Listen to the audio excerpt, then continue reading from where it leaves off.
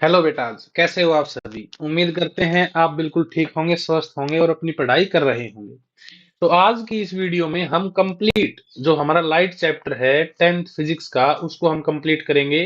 यह एक one shot revision video होगी और इसमें हम बहुत जरूरी जो हमारी थ्योरी है उस पोर्शन को भी कवर करेंगे और जो इंपॉर्टेंट न्यूमेरिकल्स हैं उस पोर्शन को भी हम कवर करेंगे। तो चलिए शुरू करते हैं, ठीक है। सबसे पहले बात करते हैं रिफ्लेक्शन ऑफ लाइट क्या होता है। तो आप जानते ही हो, रिफ्लेक्शन मतलब लाइट का एक जगह पे गिरना और गिर के वापस मुड़ जाना, उसको हम रिफ्लेक्शन कहते हैं। जो आती हुई रे ने नॉर्मल के साथ एंगल बनाया उसे हम एंगल ऑफ इंसिडेंस कहते हैं, और जो जाती हुई रे ने नॉर्मल के साथ एंगल बनाया उसे हम एंगल ऑफ रिफ्लेक्शन कहते हैं। बहुत अच्छी बात है। फिर लॉज ऑफ रिफ्लेक्शन की बात करते हैं, तो जो हमारा पहला लॉ है वो है कि angle of i, angle of incidence is always equals to angle of a reflection. फिर हम कह सकते हैं कि जो इंसिडेंट रे है, नॉर्मल है और रिफ्लेक्टेड रे है, वो तीनों सेम प्लेन में लाई करेंगे। उसके बाद बात करते हैं कि स्फेरिकल मिरर्स होते क्या हैं। तो आप जानते हो, एक ऐसा मिरर जो कभी किसी स्फीयर का हिस्सा था उसको हम स्फेरिकल मिरर बोलते हैं। तो इस मिरर को हम नाम देंगे मेरे बेटे कनकेव मिरर, है ना। और इस मिरर को हम नाम देंगे कन्वेक्स मिरर। ये आप बहुत अच्छे से पहले से ही जानते हैं, ठीक है। उसके बाद बात कर लेते हैं फोकल लेंथ क्या होती है। तो आप जानते हो बेटा, जब बहुत दूर कोई ऑब्जेक्ट रखी होती है तो उससे जो लाइट किरणें आती हैं वो पैरेलल आती हैं और वो एक जगह पे मिल जाती हैं, जिसको हम फोकस बोलते हैं, प्रिंसिपल फोकस बोलते हैं। तो कनकेव मिरर के केस में तो ये मिल जाती हैं, लेकिन कन्वेक्स मिरर के केस में ये मिलती नहीं है, बल्कि हमें ये मिलती हुई लगती हैं एक जगह पे। जैसे कि यहाँ हमें लगेगा कि मिल गई। तो ये तो प्रिंसिपल फोकस हो जाएगा कन्वेक्स का, और ये हो रखा है कनकेव मिरर का प्रिंसिपल फोकस। अब आप जानते हो, पोल से लेकर और फोकस तक की दूरी को, पोल से फोकस तक की दूरी को ही हम क्या कहते हैं, फोकल लेंथ कहते हैं। और सेंटर ऑफ कर्वेचर से लेकर पोल तक की दूरी को हम क्या कहते हैं, रेडियस ऑफ कर्वेचर कहते हैं। अब ये जो फोकल लेंथ है ये इस रेडियस ऑफ कर्वेचर की आधी है, तो हमने यहाँ लिख भी रखा है कि जो फोकल लेंथ होगी ये रेडियस ऑफ कर्वेचर की हाफ होगी। बहुत अच्छी बात है। नेक्स्ट स्लाइड में हम बात कर लेते हैं कि जो इमेज फॉर्मेशन, ये बहुत जरूरी है। और इसमें भी अगर आपसे सबसे जरूरी कोई कुछ पूछता है तो ये वाला जो रे डायग्राम है ना बेटा, लास्ट वाला, ये सबसे जरूरी है। तो इसको बहुत ध्यान से आपको बनाना भी आना चाहिए, इसके यूजेस भी होने चाहिए। आपसे पूछेगा डेंटिस्ट जब एक कनकेव मिरर को यूज करता है तो उसका रे डायग्राम बनाओ, तो यही बनाना है, ठीक है। क्योंकि डेंटिस्ट ऐसे केस में यूज करता है जब ऑब्जेक्ट फोकस से भी नजदीक रखी गई होती है, और उस केस में जो इमेज होती है वो वर्चुअल होती है, बड़ी होती है, ठीक है। भाई डेंटिस्ट को तो है ना, दांतों में जो दिक्कत है वो बड़ा करके ही तो देखनी है ना। तो ये केस होता है। तो फर्स्ट केस की अगर हम बात करें, तो जब हम ऑब्जेक्ट को इन्फिनिटी पे रख देंगे, है ना, तो इन्फिनिटी पे रखने के बाद जो इमेज है वो मेरे बेटे फोकस पे बनती है, बहुत छोटी होती है, रियल होती है, ठीक है। रियल होती है, इन्वर्टेड होती है और बहुत छोटी होती है। दूसरे केस में अगर हम बात करें, इन्फिनिटी और सी के बीच में अगर रखेंगे, तो जो इमेज है वह सी और एफ के बीच में बनती है, लेकिन वह थोड़ी सी बड़ी होती है, रियल होती है और इन्वर्टेड भी होती है। अब याद रखो, जो भी रियल इमेज होगी ना बेटा, उसका मैग्निफिकेशन है ना, वो नेगेटिव होता है। ये बात बहुत जरूर याद रख लेना, क्योंकि यह एग्जाम में आपसे पूछा जाएगा और न्यूमेरिकल्स में भी इस चीज से आपको मदद मिलेगी, ठीक है। और एक बात बता देते हैं, अगर इमेज है ना, इमेज जो है वो ऑब्जेक्ट से छोटी है तो मैग्निफिकेशन का जो मैग्नीट्यूड होगा वो एक से कम होगा, ठीक है। अगर बराबर है तो एक होगा, और अगर इमेज बड़ी है तो जो मैग्नीट्यूड होगा मैग्निफिकेशन का वो एक से ज्यादा होगा, है ना। जैसे कोई इमेज डबल है, दुगनी बड़ी है, तो उसका मैग्निफिकेशन हो जाएगा मेरा बेटा 2। कोई इमेज ऑब्जेक्ट से 10 गुना बड़ी है तो मैग्निफिकेशन हो जाएगा 10। कोई इमेज ऑब्जेक्ट से आधी है तो मैग्निफिकेशन हो जाएगा 1/2। और साइन आप जानते ही हो, रियल इमेज हो तो माइनस का साइन लगाना है और वर्चुअल हो तो प्लस का साइन आपको लगाना है। अब यहाँ देखेंगे कि जब हम ऑब्जेक्ट को सी पे रखते हैं तो इमेज भी सी पे ही बन जाती है। बहुत अच्छी बात है, सेम साइज की है तो मैग्निफिकेशन 1 होगा, रियल है तो -1 होगा। यहाँ हम बात करते हैं, जब ऑब्जेक्ट को सी और एफ के बीच में रख देते हैं तो इमेज बड़ी बनती है ना। रियल है तो मैग्निफिकेशन में नेगेटिव साइन आएगा, और मैग्निफिकेशन की वैल्यू क्या होगी, एक से ज्यादा होगी, -1 से ज्यादा होगी, ठीक है। -2, -3, -4 ऐसे होगी। जब हम ऑब्जेक्ट को फोकस पे रख देते हैं तो इमेज इन्फिनिटी पे बनती है। बहुत अच्छी बात है। जब फोकस और पोल के बीच में रख देते हैं तो मेरे बेटे इमेज दूसरी तरफ बन जाती है, बड़ी भी होती है, वर्चुअल भी होती है। ये बहुत जरूरी है। आगे बात कर लेते हैं, कन्वेक्स मिरर ने इमेज कैसी बनाई। तो इसने बहुत अच्छी इमेज बनाई, है ना। जब हमने ऑब्जेक्ट को इन्फिनिटी पे रख दिया था तो इसने इमेज बनाई, फोकस पे बनाई, लेकिन ये इमेज मेरे बेटे विर्चुअल है, क्योंकि यहाँ लाइट की असलियत में मिली ही नहीं। और अगर इसकी बात अगर हम करें, इसमें बात करें, तो ये भी जो इमेज बनी है यहाँ, ये विर्चुअल है, इसमें भी लाइट की रे असलियत में मिली ही नहीं। ठीक है, चलो भाई आगे चलते हैं। अब यूज की बात कर लेते हैं। यूज क्या होते हैं कनकेव मिरर के, है ना। तो सबसे जरूरी जो यूज है, डॉक्टर यूज करते हैं इसको, है ना, बॉडी के पार्ट्स को चेक करने में। तो डेंटिस्ट इसको यूज करता है। एग्जाम में पूछेगा डेंटिस्ट जब इसे यूज करता है तो टीथ कहाँ पे होता है, तो हम कहेंगे जो टीथ होता है वह मिरर के पोल और फोकस के बीच में होता है, क्योंकि जब तो टीथ हमें बड़ा दिखाई देगा, है ना, और टीथ को तो डेंटिस्ट को बड़ा ही देखना है।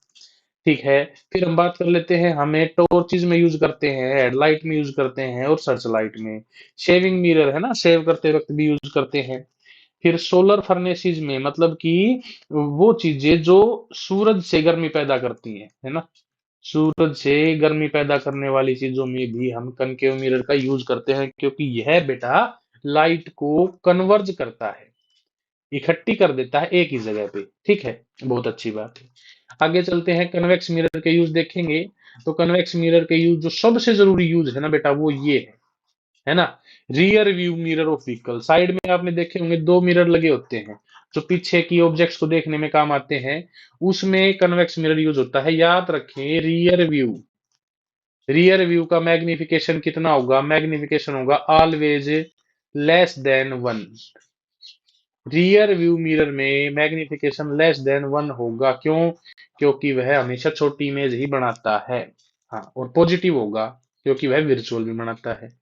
अच्छा, शॉप सिक्योरिटी मिरर मतलब दुकानदार जब कोई चीज देखना चाहते थे, पहले वाले समय की बात है ये, है ना, जब सीसीटीवी कैमरा नहीं होते थे और कोई दुकान का मालिक है, वह देखना चाहता है कि भाई शॉप में कोई चोरी वगैरह तो नहीं हो जाएगा, कोई कस्टमर कुछ उठा तो नहीं ले जाएगा, उस केस में इसको यूज करते थे।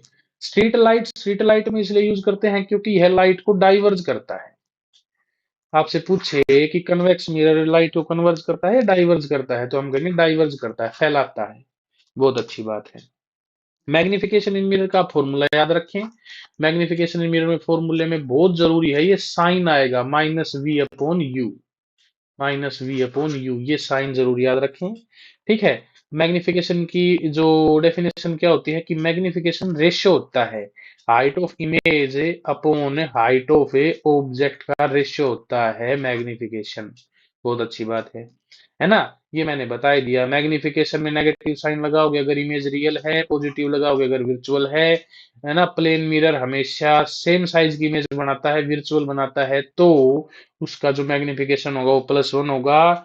कनकेव मिरर बड़ी भी बना सकता है तो ग्रेटर देन 1 भी हो जाएगा, बराबर भी बना सकता है तो 1 भी हो जाएगा, यहाँ रहा 1, और छोटी भी बनाता है तो लेस देन 1 भी हो जाएगा। कन्वेक्स मिरर हमेशा छोटी इमेज बनाता है तो उसका मैग्निफिकेशन क्या होगा, हमेशा लेस देन 1 होगा।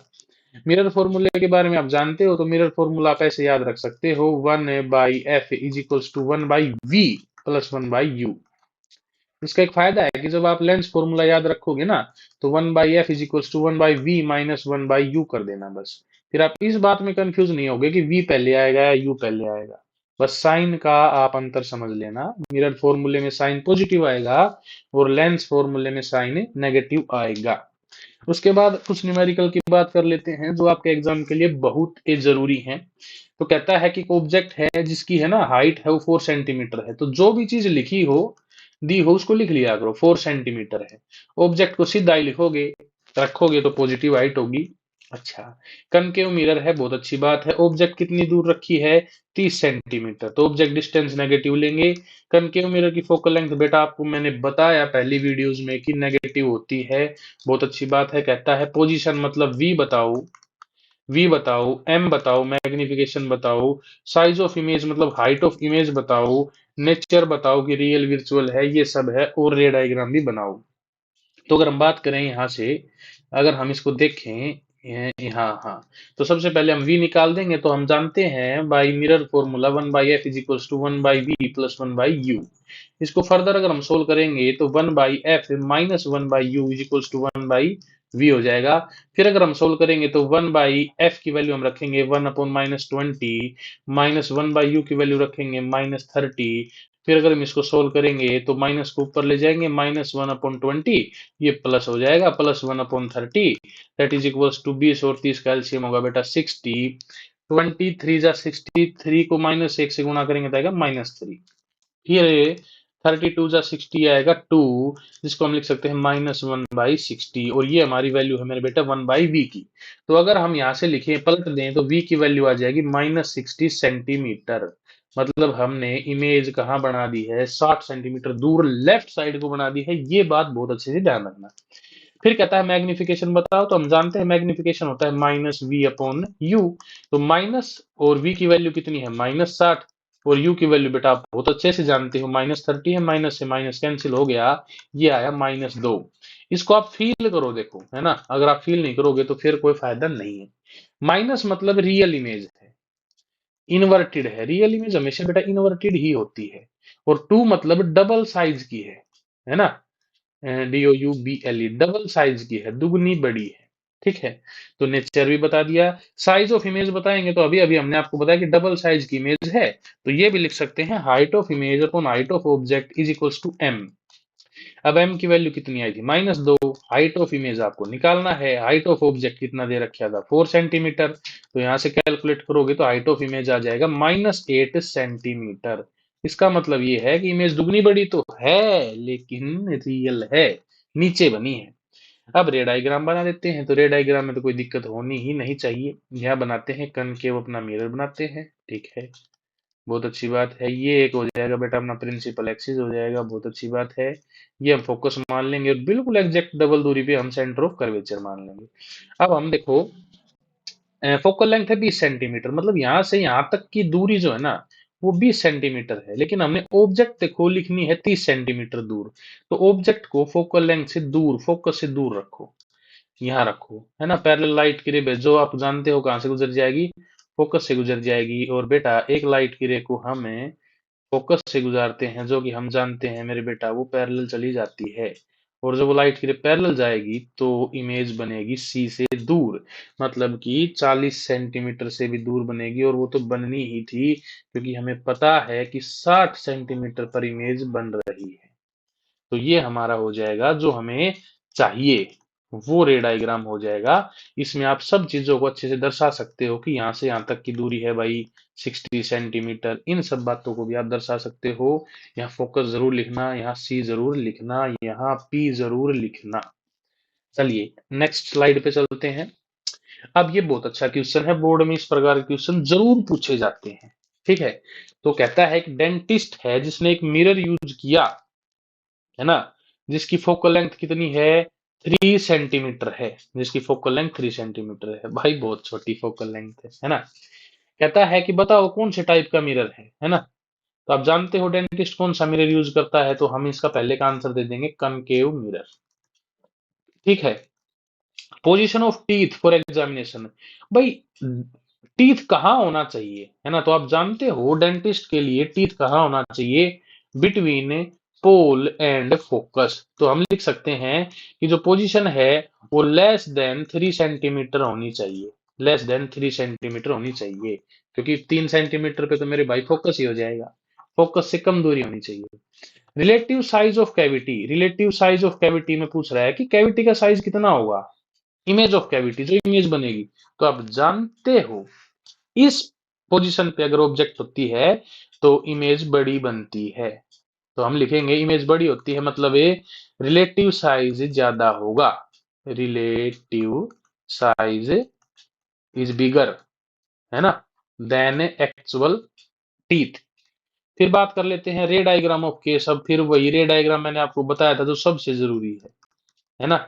ये हो गया अपना प्रिंसिपल एक्सिस, ये हो गया कनकेव मिरर, ये हो गया बेटा पोल, ये हो गया बेटा फोकस। इससे बिल्कुल डबल दूरी पे सेंटर ऑफ कर्वेचर, और हमें यहाँ रख देना है फोकस और पोल के बीच में अपनी ऑब्जेक्ट को।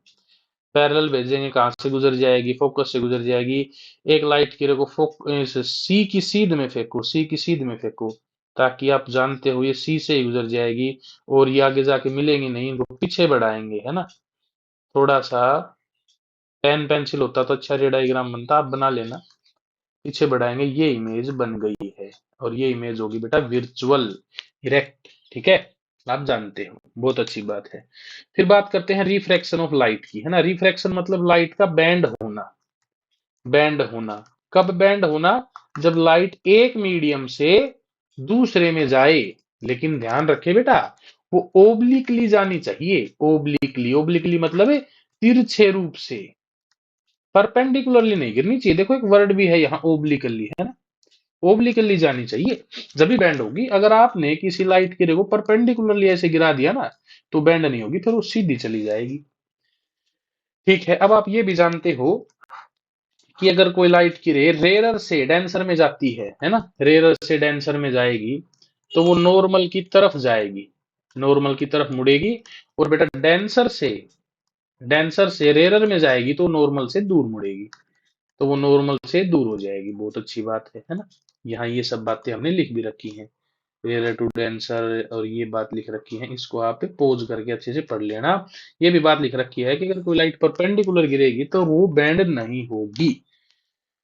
फिर बात कर लेते हैं लेंस के द्वारा रिफ्रैक्शन को, क्योंकि रिफ्रैक्शन लेंस ही करेंगे बेटा। ये कन्वेक्स लेंस है ना, बीच में से मोटू सा, साइड में से पतलू सा, और ये कनकेव है बेटा, बीच में से पतलू और मेरे बेटे साइड में से मोटू सा, ठीक है।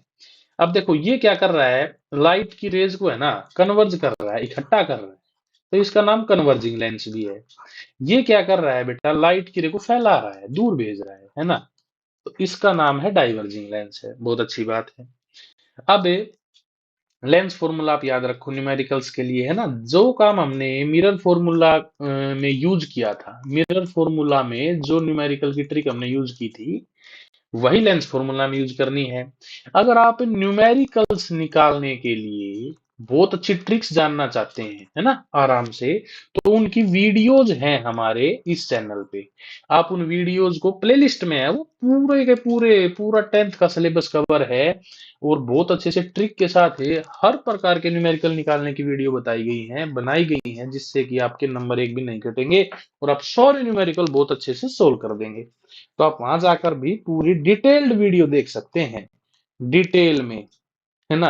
भाई अब तक मान लो फिजिक्स के न्यूमेरिकल्स में दिक्कत है, तो अब भी देख सकते हो, एग्जाम से पहले कोई दिक्कत नहीं रहेगी, ये हमारा आपसे वादा है। चलिए आगे बात कर लेते हैं। ये फॉर्मूला आप जरूर याद रखें, मैग्निफिकेशन इन लेंस में माइनस का साइन नहीं आएगा और मैग्निफिकेशन इन मिरर में माइनस का साइन जरूर आएगा, है ना। फॉर्मूला वही है, वी बाई यू। और यहाँ पे मिरर वाले केस में तो बेटा क्या हो गया था, यहाँ प्लस आया था और इसमें क्या आएगा, माइनस आएगा, और 1/v को पहले लेके आना है। बहुत अच्छी बात है। अब ये इमेज फॉर्मेशन पे आ जाते हैं। इन्फिनिटी पे ऑब्जेक्ट रखी जाएगी तो बेटा फोकस पे इमेज बनेगी। अब यहाँ पे सी भी लिखा हुआ है लेकिन 2f भी लिखा हुआ है, तो आप ज्यादा इसको प्रेफर करेंगे लिखना, ज्यादा प्रेफर इस 2f को लिखना प्रेफर करेंगे, इस सी को मत लिखें, इस सी को ना लिखें, ठीक है। हाँ बेटा, इस सी को लिखना जरूरी नहीं है, क्योंकि जरूरी नहीं कि सी और 2f एक ही जगह पे हो, वो फिर अलग बातें हैं, उनको कभी फिर डिस्कस करते हैं। तो आप एफ और 2f लिखना ही प्रेफर करें, है ना। हाँ, सी जैसी फील जरूर देता है ना, फील जरूर देता है सी जैसी। तो अगर आप रे डायग्राम बनाने के लिए याद रखना चाहते हैं तो याद रख सकते हैं। तो इन्फिनिटी पे ऑब्जेक्ट रखेंगे तो बेटा फोकस पे इमेज बनेगी, बहुत अच्छी बात है। इन्फिनिटी से आगे लाएंगे तो इमेज फोकस से दूर जाएगी, बहुत अच्छी बात है। यहाँ पे जो इमेज बनेगी वो बेटा पॉइंट साइज इमेज बनेगी, बहुत छोटी इमेज बनेगी। यहाँ थोड़ी सी बड़ी बनेगी, लेकिन वैसे रिलेटिव साइज तो छोटा ही होगा। और रियल इमेज बनेगी, ध्यान रखना, मैग्निफिकेशन नेगेटिव होगा और मैग्निफिकेशन की वैल्यू 1 से कम होगी, क्योंकि छोटी इमेज है। बेटा ये बहुत जरूरी है, 2f पे रखेंगे तो 2f पे ही इमेज बनेगी, फिर आगे लाएंगे ऑब्जेक्ट को तो इमेज बड़ी बन जाएगी। फिर वही बात है मिरर की तरह, है ना, फोकस पे रखेंगे तो इमेज इन्फिनिटी पे बनेगी। और फिर ये सबसे जरूरी है ना, ये सबसे जरूरी है, जब फोकस और पोल के बीच में रखेंगे तो इमेज बनेगी बेटा, पीछे बढ़ाएंगे इसको, वर्चुअल इमेज बनेगी, बड़ी इमेज बनेगी। ये जरूरी है, इसको बेटा बहुत अच्छे से करके जाना, आपको आना चाहिए ये। ठीक है, फिर बात कर लेते हैं कनकेव लेंस के द्वारा बनी हुई इमेज फॉर्मेशन। याद रखें, जो है ना कनकेव लेंस, कनकेव लेंस हमेशा छोटी इमेज बनाता है, छोटी इमेज और विर्चुअल इमेज बनाता है, विर्चुअल और इरेक्ट इमेज बनाता है। दरअसल यह कन्वेक्स मिरर का भाई है, कन्वेक्स मिरर का भाई है ना। जैसा काम कन्वेक्स मिरर करता है ना, उससे मिलता जुलता काम यही करता है। तो कन्वेक्स मिरर में भी है ना, इन्फिनिटी पे ऑब्जेक्ट रखने पे इमेज फोकस पे बनती थी, और इन्फिनिटी से बाद में कहीं पे भी रखते थे तो फोकस और ऑप्टिक उसके पोल के बीच में बनती थी। इसमें बन जाएगी फोकस और ऑप्टिकल सेंटर के बीच में, देखो ये बन रही, लेकिन इमेज है वर्चुअल और छोटी। तो इसका मैग्निफिकेशन होगा ऑलवेज लेस देन वन, इसमें भी मैग्निफिकेशन लेस देन वन होगा, क्योंकि इमेज हमेशा छोटी बन रही है। और पॉजिटिव साइन लगेगा न्यूमेरिकल में मैग्निफिकेशन में, क्योंकि इमेज है वर्चुअल और सीधी। बहुत बढ़िया, बहुत बढ़िया, है ना। यूजेस ऑफ, अब यूज पे बात कर लेते हैं, ये बहुत जरूरी है बेटा, है ना। मैग्नीफाइंग ग्लास मतलब कि बड़ा करके देखने वाला एक ग्लास होता है, कभी आपने बचपन में देखा भी होगा, है ना। उस एक एक कांच का शीशा सा होता है, उससे है ना ऑब्जेक्ट्स बड़ी दिखाई देती हैं, जैसे लेटर्स वगैरह। है ना। वॉच मेकर मतलब जो घड़ी बनाते हैं या घड़ी जो ठीक करते हैं, आप कभी है ना हाथ की कलाई की घड़ी में सेल वगैरह डलवाने गए हो, तो उनके पास एक छोटा सा होता है लेंस से आंख पे लगा लेते हैं। प्रोजेक्टर जो सिनेमा में यूज होते हैं, सिनेमा में यूज होते हैं, उनमें भी कन्वेक्स लेंस यूज होता है। माइक्रोस्कोप जो छोटी छोटी चीजों को देखने में यूज होते हैं, है ना। बहुत अच्छी बात है। और हाइपरमीट्रोपिया को करेक्ट करने के लिए भी इनका यूज होता है। फिर कनकेव लेंस का यूज कर लेते हैं, तो कनकेव लेंस तो भाई आपको जासूस बना देता है ना। आप अपने घर पे जो आपका दरवाजा है उसमें कनकेव लेंस लगाओ, तो बाहर से जो आएगा ना वो सब आपको दिखेंगे, लेकिन दिखेंगे छोटे छोटे, छोटे छोटे भैया दिखेंगे भाई। बहुत बढ़िया, है ना। गैलीलियो गैलीली ने एक टेलीस्कोप उसके नाम पे है, तो उसमें आईपीस की तरह ये यूज होता है कनकेव लेंस से। और मायोपिया को ठीक करने के लिए बेटा जो स्पेक्स लगाते हैं उसमें भी कनकेव लेंस यूज होता है। अब रिफ्रैक्टिव इंडेक्स, ये बड़ी भाई जबरदस्त और धांसू वीडियो है इसके ऊपर, है ना। इसको आप रुकावट माने, और अगर आप चाहते हैं कि एक भी नंबर ना कटे, कभी भी सवाल गलत ना हो, तो हमारे चैनल पे इसकी एक डिटेल्ड वीडियो है लगभग आधे घंटे की, तो बस आप आधे घंटे उस वीडियो को देखें, आपको कभी भी एक भी क्वेश्चन गलत नहीं होगा। उसमें हमने 4 टाइप्स के क्वेश्चन का जिक्र किया है, उनको देखने के बाद आप हर क्वेश्चन को धुआं धुआं कर देंगे। तो इसमें लिखना क्या है, दरअसल ये और कुछ नहीं, यह एक रेशियो है किसका, स्पीड ऑफ लाइट का। जब लाइट एक मीडियम से, है ना, एक मीडियम से और दूसरे में जाती है तो लाइट की स्पीड बदल सकती है, और उसका जब हम रेशियो निकालते हैं तो वही ये रुकावट या रिफ्रैक्टिव इंडेक्स है। इसमें हम 4 टाइप के क्वेश्चन भी आपको करवा देते हैं, क्वेश्चन तो हम करवा देंगे जल्दी जल्दी, लेकिन पूरा जो कॉन्सेप्ट है, फील है, वो आप उस वीडियो में जाके देख सकते हैं। इसका जो थंबनेल में हेडिंग होगा वो रिफ्रैक्टिव इंडेक्स ही लिखा होगा, और वो जो हमारी है ना उसमें मिलेगी, प्लेलिस्ट में मिलेगी, लाइट वाली में। ठीक है, पहले क्वेश्चन में अगर हम सोल्व करेंगे तो एक बार है ना इसको, ये पहले से ही सोल्व है, इसको हटा देते हैं। ठीक है, इस क्वेश्चन में जो जो वैल्यू हमको दी गई है पहले वो लिख लेते हैं। ठीक है, तो हमको दिया गया है रिफ्रैक्टिव इंडेक्स ऑफ मीडियम, कितना, 1.5। बेटा किसी के रेस्पेक्ट में नहीं है, मतलब यह एयर के रेस्पेक्ट में है, बहुत अच्छी बात है। फिर हमसे पूछा गया है speed of light in medium बताओ। अगर speed of light in air, ये आपको पता होनी चाहिए, ये होती है 3 × 10⁸ मीटर पर सेकेंड। बहुत अच्छी बात है ना। इस एन एम ए को आप ऐसे भी लिख सकते हो, आपके 10th के हिसाब से एन एम ए, ऐसे ऐसे भी लिख सकते हो, एन एम ए, इसका मतलब है refractive index of medium with respect to air. बहुत अच्छी बात है। तो अब हम इसमें उल्टे वाला फॉर्मूला लगाएंगे। अब ये उल्टे वाला फॉर्मूला कहाँ है, ये हमने उस वीडियो में बताया जो हम आपसे जिक्र कर रहे हैं, प्लेलिस्ट में है। तो आप ये ऐसे बनाएं, refractive index of medium with respect to air is equals to, पहले कौन है, एम है, मीडियम है, तो इसको नीचे लिखें। बाद में कौन है, एयर है, तो इसको ऊपर लिखें। अब रिफ्रैक्टिव इंडेक्स का तो जिक्र आ ही चुका, अब स्पीड का बचा है, तो स्पीड और लिख लें, यहाँ पे ऐसे स्पीड लिख लें। अब आपको क्या चाहिए, speed of light in medium चाहिए, तो speed of light in medium निकालोगे तो क्या हो जाएगा, VA अपॉन NMA, ये हो जाएगा। तो speed of light in air कितनी है, 3 × 10⁸ मीटर पर सेकेंड, अपॉन में रिफ्रैक्टिव इंडेक्स कितना है, 1.5 है। इसको काटेंगे बेटा, 2 पे कट जाएगा तो आंसर आएगा 2 × 10⁸ मीटर पर सेकेंड। तो ये हमारा सॉल्यूशन हो जाएगा, और ये हमारा एग्जैक्ट सॉल्यूशन है। और इस टाइप के 4 क्वेश्चन है जिनकी वीडियो आप देख सकते हो। नेक्स्ट स्लाइड में हम दूसरे टाइप का जिक्र कर लेते हैं। अब इसमें ध्यान से देखो, रिफ्रैक्टिव इंडेक्स दिया है ना, रिफ्रैक्टिव इंडेक्स ही दिया है और रिफ्रैक्टिव इंडेक्स ही पूछा है। इस टाइप के सवालों में हम सीधे सीधे वाला फॉर्मूला यूज करते हैं, है ना। अब सीधे वाला फॉर्मूला आपको वीडियो में क्या है वो देखने को मिल जाएगा। तो हमें जो जो दिया है हम लिख लेते हैं। देखो, रिफ्रैक्टिव इंडेक्स ऑफ एक्स दिया है, कितना है, 4/3। रिफ्रैक्टिव इंडेक्स ऑफ वाई दिया है, कितना है, 3/2। अब किसी से भी कंपेयर नहीं है, मतलब ऑटोमेटिकली यह एयर से कंपेयर हो रखा है। अब आपसे क्या पूछा है, refractive index of y with respect to x पूछा है। अब इसमें सीधे वाला फॉर्मूला लगाओ। सीधे वाला मतलब जो पहले वो ऊपर, जो बाद में वो नीचे। तो लिखो, आपको क्या चाहिए, NYX चाहिए ना। तो आप पहले y है तो y को लिख लो, नीचे x है तो x को लिख लो। अब पूछा भी रिफ्रैक्टिव इंडेक्स है, दिया भी रिफ्रैक्टिव इंडेक्स है, तो यहाँ रिफ्रैक्टिव इंडेक्स ही आएगा। और NY आप जानते हो क्या है, 3/2 है। और NX आप जानते हो क्या है, 4/3 है। ये 3 ऊपर भाग जाएगा तो आप आंसर आ जाएगा 3 × 3 9/8। तो हमारा आंसर हो गया 9/8। बहुत अच्छी बात है। अब ये फॉर्मूला बहुत मजेदार है, इसको हमने कहा बात पलटने वाला फॉर्मूला। ठीक है, बात पलटने वाला फॉर्मूला हमने इसको बोला। कहता है the refractive index of a medium is 1.5 when light rays goes from x to y. मतलब एक मीडियम से दूसरे में चली गई। What will be the refractive index if light goes from y to x. अरे कह रहा है एक्स से वाई में जाए तो रुकावट महसूस होती है 1.5 गुना ज्यादा। तो y से x में जाएगी तो रुकावट कितनी महसूस होगी, तो हम आंसर दे देंगे भाई 1.5 गुना कम होगी, है ना। 1.5 टाइम्स कम महसूस होगी रुकावट। तो आंसर हो जाएगा, इसका फॉर्मूला है NXY। अगर आपको रिफ्रैक्टिव इंडेक्स दे रखा है NXY का, तो 1/NYX आप बोल सकते हो। तो आंसर जो होगा हमारा वो हो जाएगा 1/1.5।